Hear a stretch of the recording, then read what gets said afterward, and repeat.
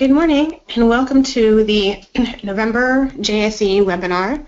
Today we'll be hearing from Amy Nowacki regarding her March 2015 paper in JSE, Teaching Statistics from the Operating Table, Minimally Invasive and Maximally Educational. Just a reminder about how the webinar will work today. I will hand this over to Amy and she will present for about 20 to 25 minutes, and then we'll have a few minutes for questions at the end. There's a questions box. You can type in questions as the webinar is going on, and at the end I will ask Amy those questions. If you have something at the end that you'd like to ask, it's a little hard to type in the question box, you're welcome to raise your hand and I can try and give you the mic if you have that capability. So we'll hand it over to Amy. Thank you. It's a pleasure to be here with you this afternoon. To give you a little bit of motivation and background for this presentation, I have to tell you a little bit about the setting in which I teach. So I teach medical students. These are second-year medical students at the Cleveland Clinic Lerner College of Medicine. And this is a medical school program, part of Case Western Reserve University. And it is specifically designed to try to train physician investigators. So these are students who are intrinsically interested in learning about research.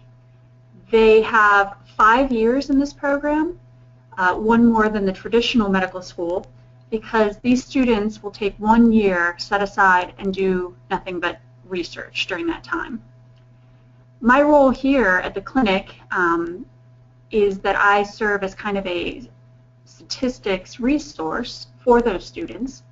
And so I commonly meet with them quite frequently during the beginning of that research year when they are trying to lay out and design their studies. I also then meet with them occasionally throughout the year, particularly when we get more towards the end and talking about analysis for their studies. But in a number of these meetings, I started to kind of notice, as I did more and more of these meetings, that a theme was emerging. And it can kind of be summarized as follows. So the students were kind of alluding to the fact, they said, I believe I know what to do once I have the data set in my hand, but I'm not sure how to get the data set. You kind of always gave us our data sets in class. Ugh, that was kind of like a gut punch. And I wasn't quite sure how to respond to that. I did have to acknowledge that every class I did give my students a nice, clean, little formatted data set. And so I had to ask myself, was I actually impeding students from understanding the research process? Was I really perpetuating kind of this mistaken equivalence that some people have, that statistics is just data analysis? The idea that statistical problem solving is kind of an investigative cycle, it's not new, but my current course format totally was missing the mark. So what I did was I sat down and I came up with my version of the investigative cycle. I'll share that with you here. And so I just kind of brainstormed and thought of kind of how I interpret it, with developing a research question, obviously being what kind of guides everything else, kind of that first step, identifying a population or sample, selecting an appropriate study design, building a database and collecting that data, and then analyzing data and interpreting the results. I was very pleased that this is actually very, very similar to that of McKay and Oldford, who published in 1994 what they call the PPDAV model.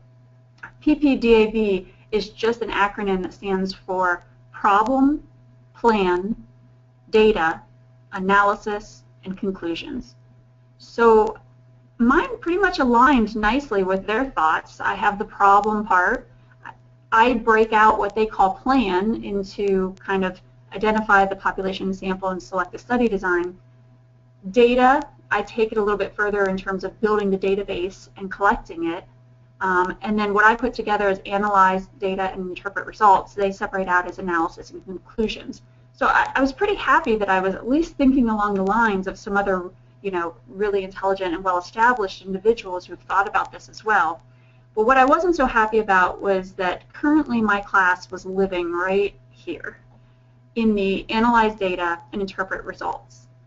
And if you can almost imagine these other steps to be kind of like the neighbors, I was pretty much ignoring them.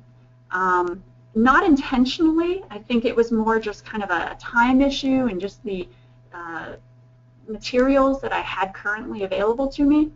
But I was not being friendly to my neighbors whatsoever. In fact, I'd almost go as far as saying this is kind of how I was treating my neighbors. And so I really needed to think about how could I move towards incorporating all of the neighbors, this whole process, this investigative cycle. So before I jumped into doing anything rash, I really wanted to kind of further dig into this and see if this really was what I was doing. So it just was kind of fortuitous that my new class was about to start. So the very first day I asked my students, I gave them all a white piece of paper and I said, these were the instructions. List 3 important steps in starting any clinical research study. And I bolded and highlighted the fact that you were just starting a clinical research study. And so this table here kind of summarizes the results from that very informal kind of survey with my students. And you can see at the top, 31 out of the 32 students, so 94% said identify the research question. Now some of you would be like, hey, that's great. I'm really proud of them for coming up with that. And I'd love to think that too, except I have to kind of full disclosure, that was the title of the session because that was the first day of class. So I think that kind of gave them a little bit of a heads up there. But at least, a third of them got you need to come up with a study plan or an analysis plan or identify the population or sample. But what really warned or made me uncomfortable was kind of the ones that are slightly shaded red. Things like you need to start collecting your data. You need to start analyzing your data. You have to get your IRB approved. You have to perform your sample size calculation or draw conclusions. The reason I highlighted them is because, in my opinion, a lot of these are kind of more downstream steps. I certainly wouldn't want to begin collecting my data if I hadn't even identified my sample or come up with a good study design. And so I was a little nervous about these results, and I thought to myself, okay, maybe it's time that I do something about this. Maybe I should start working on the art of neighboring and working to encompass these other steps in the investigative cycle. So with that, I went to the resources that were available, and if you haven't already, one of the best resources is just the Guidelines for Assessment and Instruction in Statistics Education, or the GAZE reports. These are available for free. You just Google GAZE and they come right up. But basically it was kind of some confirmation of some of these things I was thinking about. It was nice to know that others have these kind of same recommendations. So things like in the college report it says, activities should include the design, the data collection, and the analysis, so students can see the whole process at work. Up until this point, I wasn't really doing any activities that incorporated that whole process. There's also a pre-K through 12 report that came out in 2005, and it actually expands a little bit more on that and says students should be taught to appreciate that it is difficult and time-consuming to formulate problems and to get quality data to address the right questions. For any of you who serve as kind of collaborators or consultants, I imagine you're probably saying amen to that. And it's unfortunate most students don't realize this until they actually go through this experience themselves. And the report goes on further to say, optimally this encounter should be in a supportive learning environment like the classroom and not on the job where high stakes are often encountered. And unfortunately for a lot of our students, that is one of the first places they actually run into going through the whole investigative cycle. So basically at this point I decided I needed to be incorporating this into my classroom. And so let me take just half a minute and tell you a little bit about my classroom so you understand the setup. So as I mentioned, I'm at CCLCM, 5-year program. We have 32 students per year. We do not have any grades or exams. It's a portfolio assessment system, and we use the problem-based learning approach. So in any given class, this is typically the setup. We have a large room where we have about 8 large round tables, and so we break into 8 groups of 4. And then you can see at the front of the room there's a computer and a projector screen where I can display instructions or information for all of them to be able to view.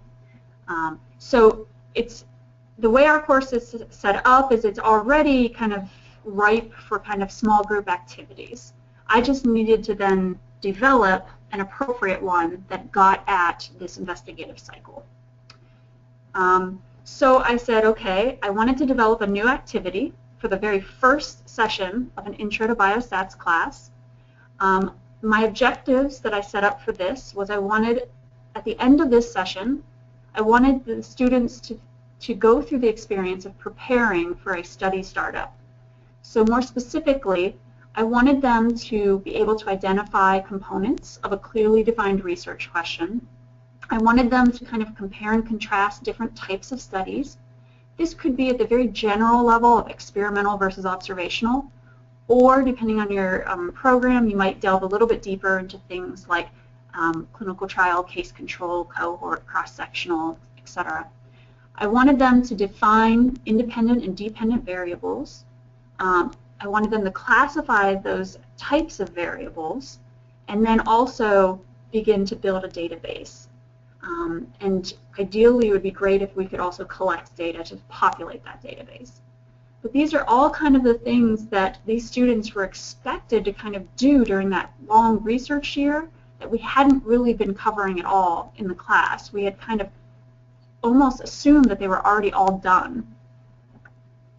So how to come up with an exercise or a classroom activity then became the challenge. And so there's lots of literature about the different advantages that you can gain by incorporating kind of fun activities and active learning. And Lesser and Pearl have kind of been really kind of leaders in coming up with great use and examples of incorporating fun activities and in games.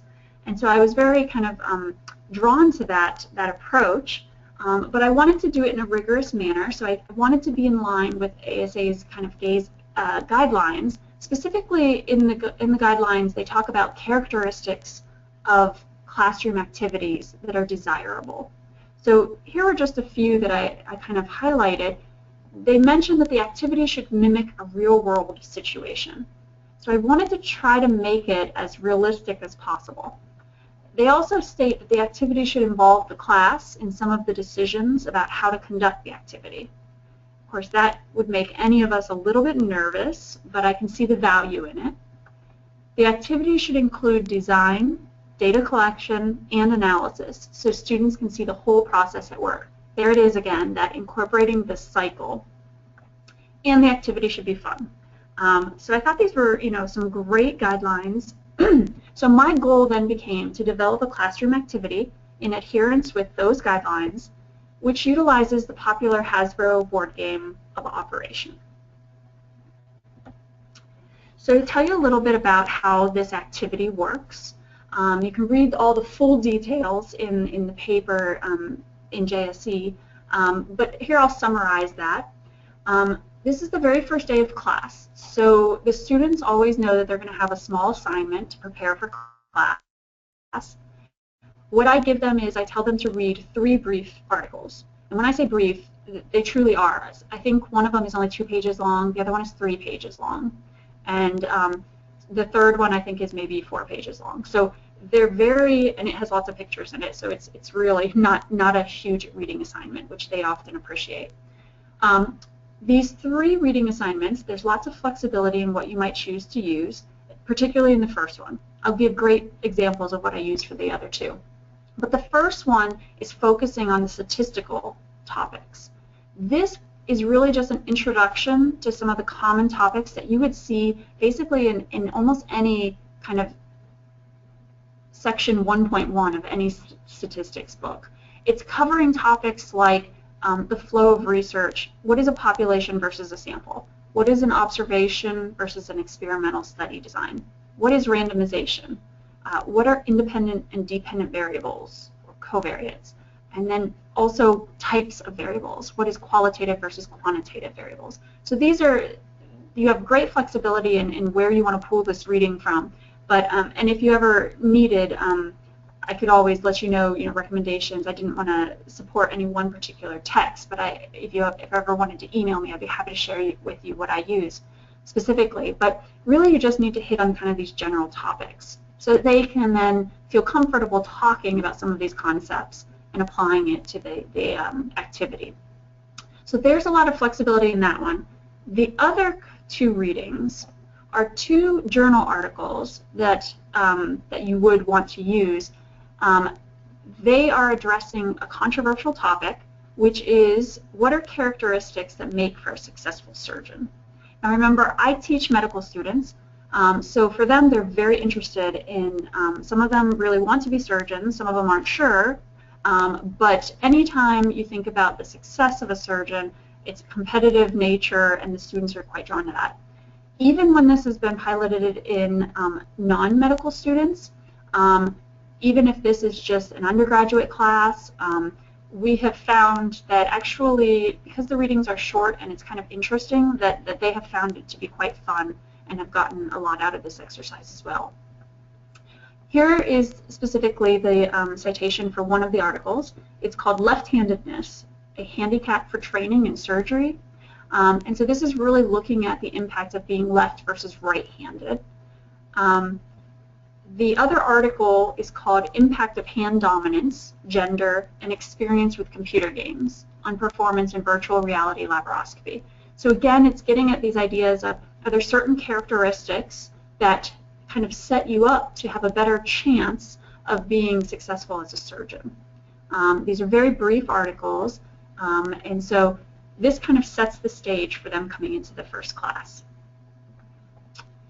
Now, that's what they would have done in preparation for the session. When they come into the session, I have the students already, they know that they're working in their groups, so they sit in their groups of 4.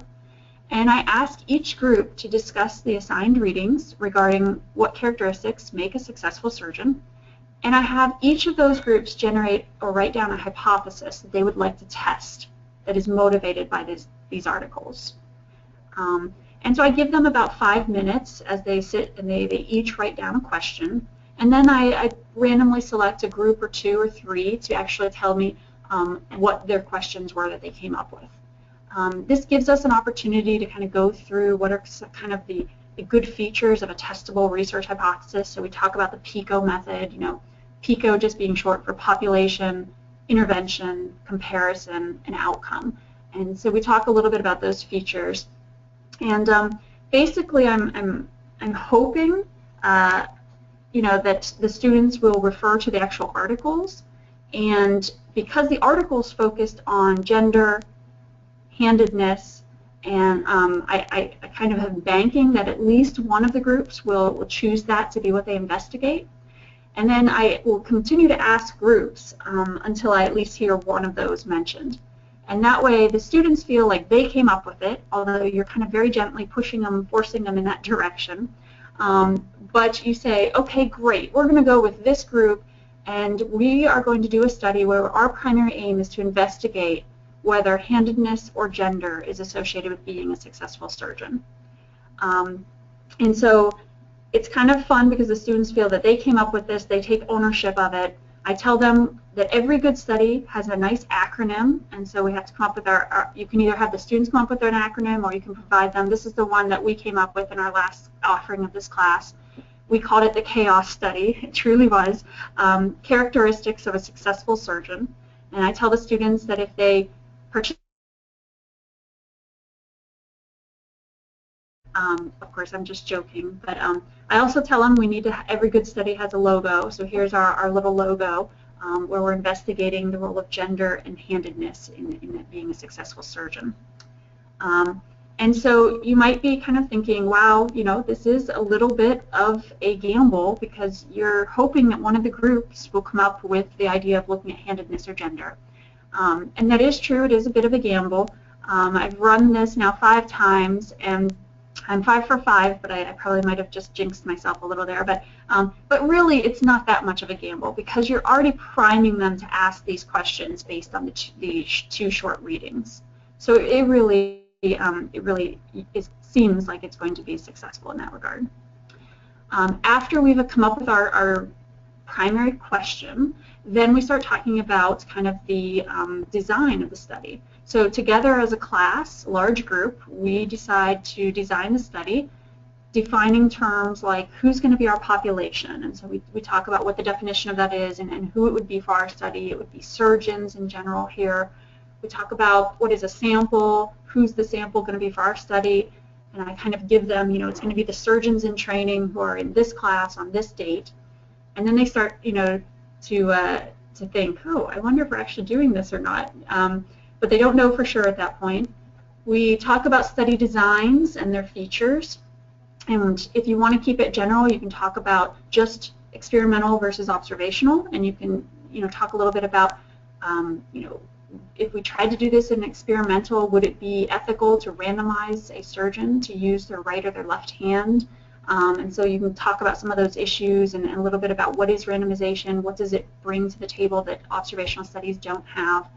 Ultimately, we usually then decide that a prospective cohort study would be most appropriate to answer this specific research question. We talk about what are the independent variables. The primary independent variables are going to be the hand of the surgeon and the gender, but then we also list other important covariates to collect. You'll see some of those mentioned in a moment. We talk about identifying specifically what are your outcomes, what are your dependent variables. Generically, the students almost always will say just a successful surgery, and then I press them to, sometimes I'll say, if I'm good on time, I'll say I want each group to write down what their definition of a successful surgery is, just to prove the point that what you think is very crystal clear is never as good as you think it is. And so I talk about how you have to be very specific, and then I propose this option. I say if during the surgery the surgeon avoids touching the edge of the opening with the surgical tool, we'll call that a success. Otherwise, a buzzer will sound and the patient's nose will light up red, and that will be a failure. And so most of the kids will laugh, and the students will get the idea that you're making a joke about the game operation. But at this point, they still have no idea that they're actually going to be playing operation. I have the board games out of sight, and so they're just enjoying learning a little bit about setting up a study. I then give them a handout where I ask them now to take the list of variables. Most of these are ones that we came up with when we listed our predictor variable, our independent variables, and our dependent variables. And I talk about the importance of now classifying them. In their reading, they learned about these options: qualitative, quantitative, nominal, numeric, categorical, binary, etc. And so they go through and they select all that apply, and then we go through them together as a group. Just getting them the idea of understanding the types of variables and how important that is, and trying to connect with them that ultimately that is what drives the type of analyses that are appropriate. Now, I know that from the paper, this is the kind of list of values I have in that example handout that I have as a supplementary appendix for that paper. Since my last offering of this activity, I've just decided I think it's a best recommendation to drop this attempt variable. It was very difficult for them to understand how to measure that and collect it, and it just kind of added time and muddied the waters a little bit. So I think when I offer this again in this coming summer, that I think that I'm just going to remove that variable. I also talk a little bit about then, okay, in your mind, what will your data look like? And so I show them this slide saying, this might be how you envision your data looking, where the rows represent each patient surgery, and the columns represent the different variables that we want to collect. So we get to talk a little bit about setting up kind of a database, And some of you may choose to just provide them with a database if that's not something that you want to go into or have time for in your class. In ours, we actually have time. This is a 2-hour session. And so I then use this as an opportunity to introduce the software that we use in this class, which is JUMP. And so I go through and we build the database together. It's a great way for me to teach them a little bit about how to move around in the software. I get to teach them things about classifying the variables within the software as categorical or quantitative. But ultimately, we also then talk about when is it appropriate to build a database in the statistical software, as I've just demonstrated to them, versus using resources that are specifically designed for database development, for example, REDCap or something like that. Because I don't want them to think that they should be collecting all their data in JUMP, but it's a great way to kind of just introduce them to that software. And the other benefit is that then they all have this same empty database that is kind of all standardized, because then the next step is that we are going to soon begin collecting the data. So the next thing is that up on the screen in the front of the class, I put up these instructions. I say, now for our setup of our study, I need you to select one group member, pick their computer that you're going to use for data collection. So they can easily do that. Then I tell them to select one group member, either their computer or their smartphone, that you're going to use as a random number generator. So I either give them a website that they can use, or on your smartphone there's a free random number generator app that they can download. And then last but not least, the reason I have them use this random number generator is because that is how they will be determining which ailment they will be actually conducting the operation, quote unquote, on when playing the game.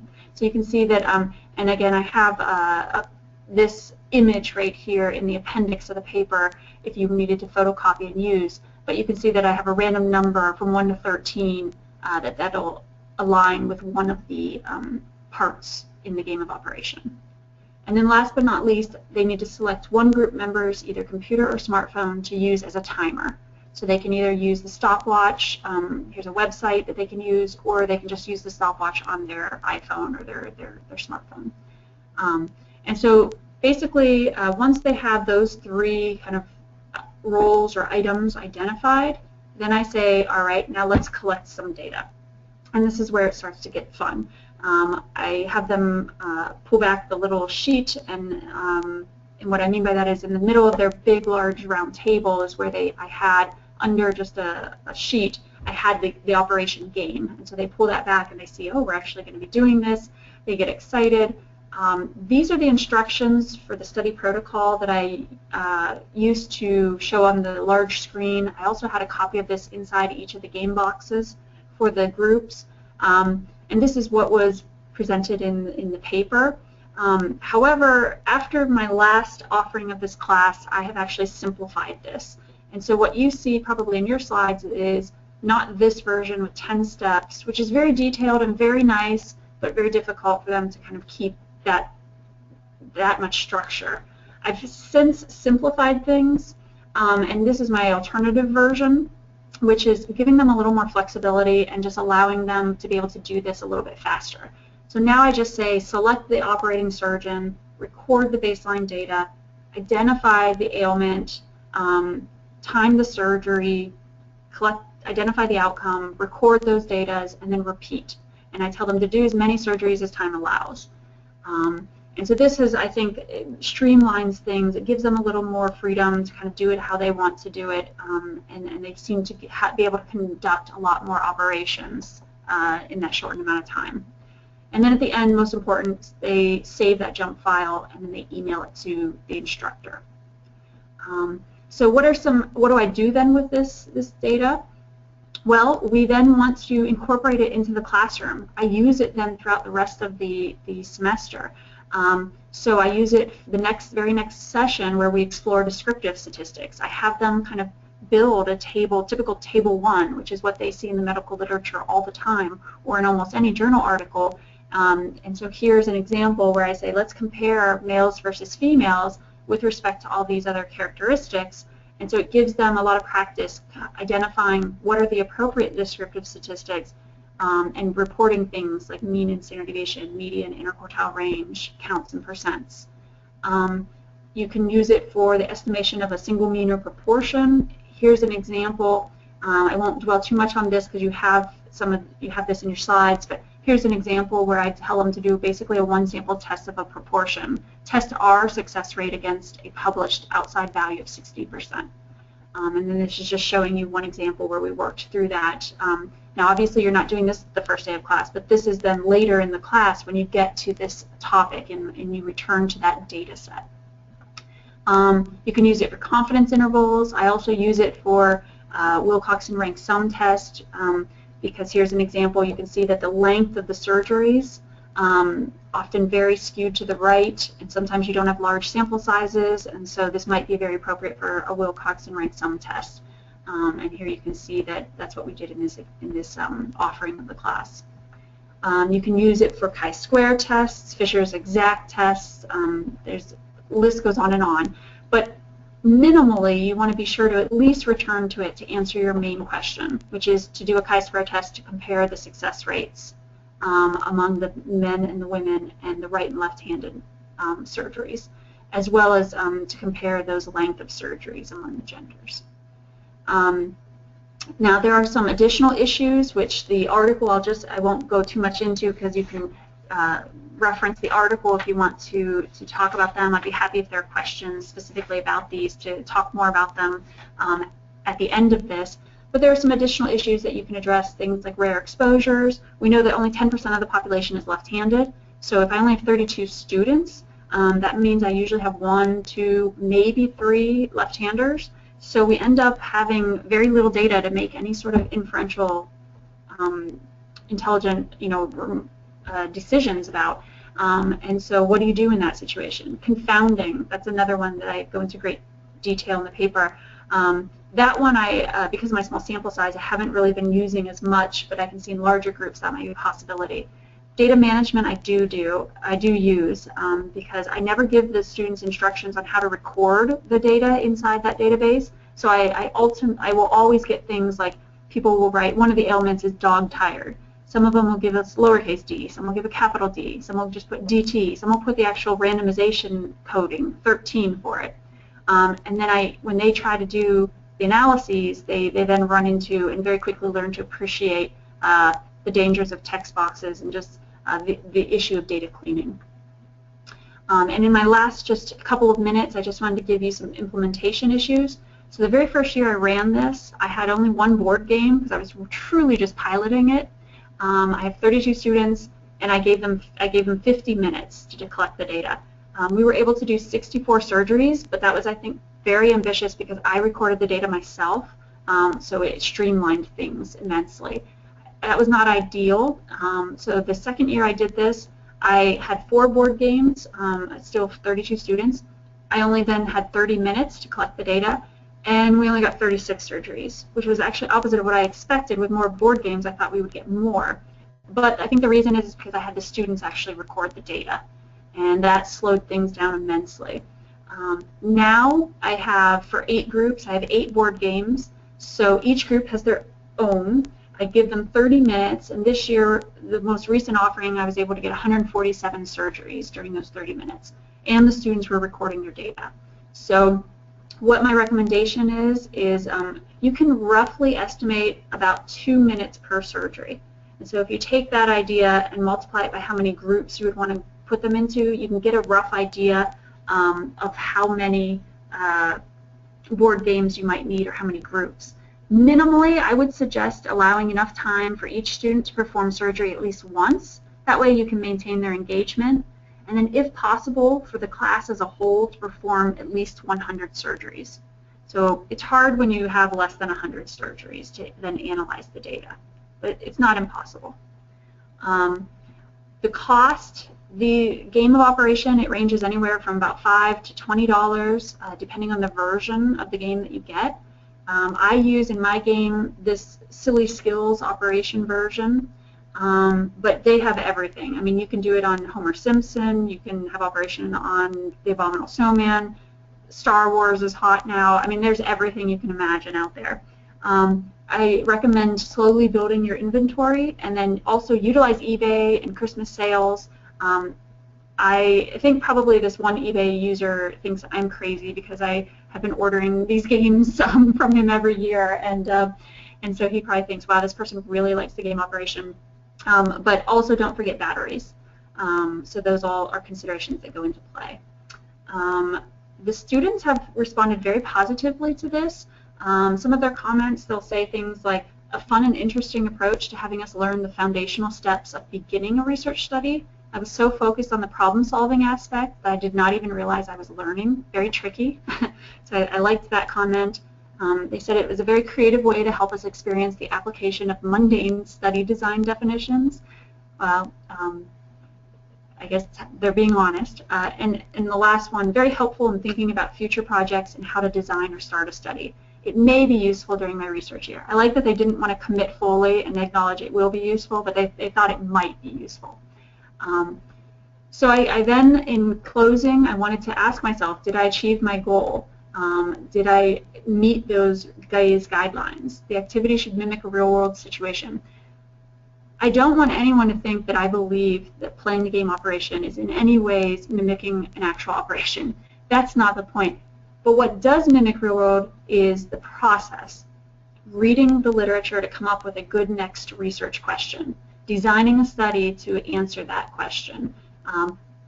Developing a database, collecting the data and analyzing it. That whole process does actually mimic what we do in the real world. So check. The activity should involve the class in some of the decisions about how to conduct the activity. So that's where the important part of having them come up with those questions, those research questions themselves initially, is really important. Activity should include design, data collection, and analysis, so they see the whole process. I think that's achieved. And it should be fun. Well, the students always commented on the course evaluations as one of their favorite activities, and so I would say that that gets a check as well. So was I able to develop a classroom activity following those guidelines using this board game? I feel I have achieved my goal. It's always one of my favorite sessions, and it's also nice I can refer back to this data very quickly, and I don't have to go through all of the time of setting up where the data came from and all this stuff. We can very quickly go into kind of analyzing it, which is nice later on in the course. I thank you for your attention, and I would be more than thrilled to take on any questions at this time. Thank you, Amy. If you have any questions, please type them into the question box, and I'll be glad to ask those of Amy.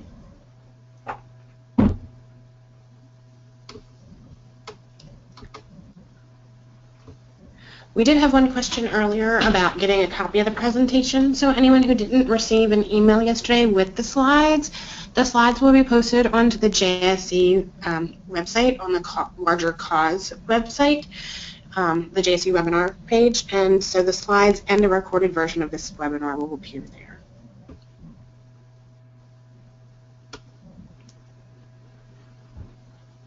Okay.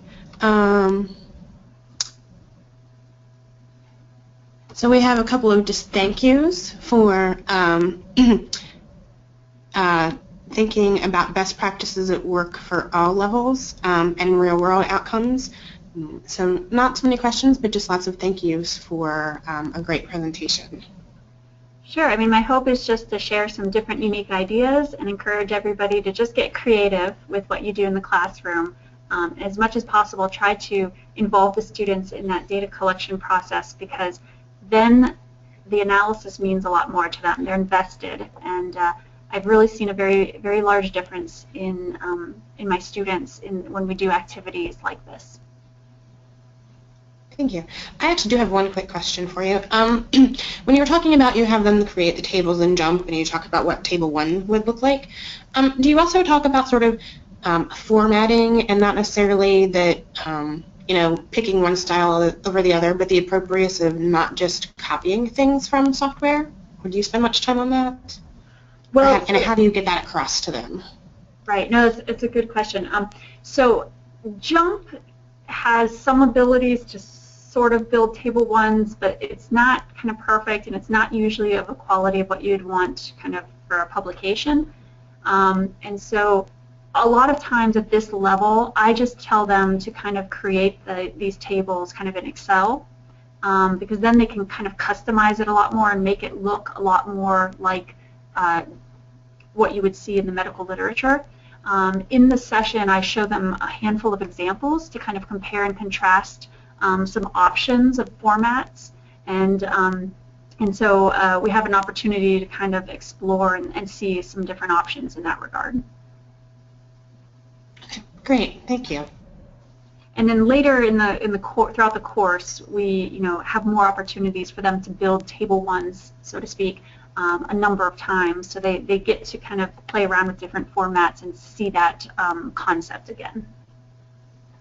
Thank you.